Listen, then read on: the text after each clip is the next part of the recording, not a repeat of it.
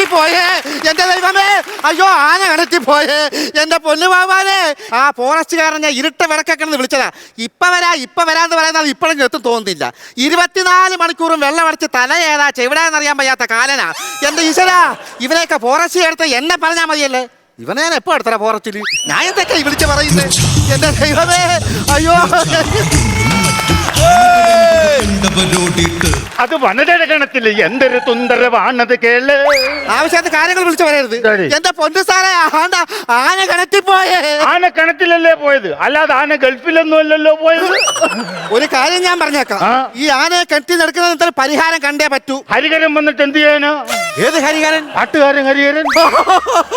ഹരിഹരനല്ലെന്ന്, ഇതിന് പരിഹാരം കാണണമെന്ന്. എടി മോളെ, ഈ നീ ആനമയക്ക് വെടിവെക്കുകാരെ ആനമയക്ക് വെടിവെപ്പുകാരൻ നീ കേട്ടിട്ടുണ്ടോ? കേട്ടിട്ടുണ്ട്. അവനെ ഞാൻ വിളിച്ചിട്ടുണ്ട്. അവൻ വന്നു കഴിഞ്ഞാൽ ഈ കിണറ്റി കിടക്കുന്ന ആനയെ മയക്ക് വെടിവെച്ച് പുഷ്പം പറിക്കുന്ന ഒരു ലാഭത്തോടെ എന്റെ മോളെ കയ്യിൽ വെച്ച് തരും. പുഷ്പം പറിക്കുമ്പോൾ എടുത്ത് തരാൻ ഇതിനകത്ത് കൊമ്പനാനെ അല്ലാതെ കുഴിയാനല്ല എടുത്ത് കയറ്റി തരാനായിട്ട്, കേട്ടോ?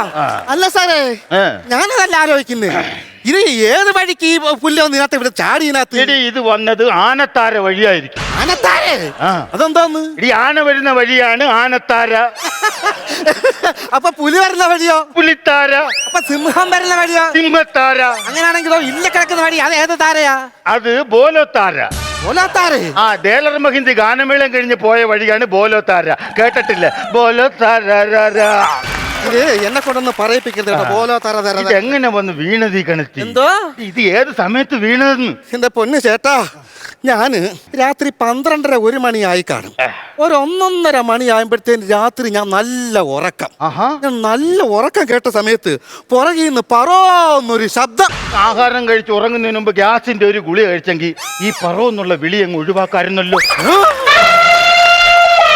ഈ ആന എന്തിനാണ് ചിഹ്നം വിളിക്കുന്നത്? ഈ ആന എന്തിനാണ് ചില ചിഹ്നം വിളിക്കുന്നത്? ആനയ്ക്ക് ശങ്കടുത്തോ ചൂതാൻ പറ്റുമോ? എന്റെ പൊന്നു സാറേ, ഞാൻ ഈ വീട്ടിൽ ഒറ്റയ്ക്കുള്ള അറിയാവോ? ആര് പറഞ്ഞു? ഞാൻ ഇതിലേക്കൂടെ പോയപ്പോ നിന്റെ ബന്ധുവിന്റെ ഒരു മോൻ ഇവിടെ ഉണ്ടായിരുന്ന, വെളുത്ത് തുടുത്തൊരു സുന്ദര കുട്ടപ്പ, ഒരു മുടിയിൽ ചെമ്പിച്ച കളറൊക്കെ അടിച്ച പയ്യൻ. എന്റെ ആങ്ങളയുടെ മോൻ.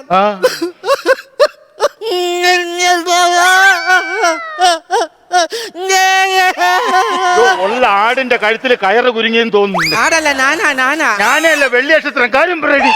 എന്റെ ആങ്ങളയുടെ 100 തവണ ഞാൻ അവന്റെ കാലിന്റെ തലേ കൈവച്ച് പറഞ്ഞു, പൊന്നുമക്കളെ ഒറ്റയ്ക്ക് കാട്ടി പോവല്ലേ എന്ന്.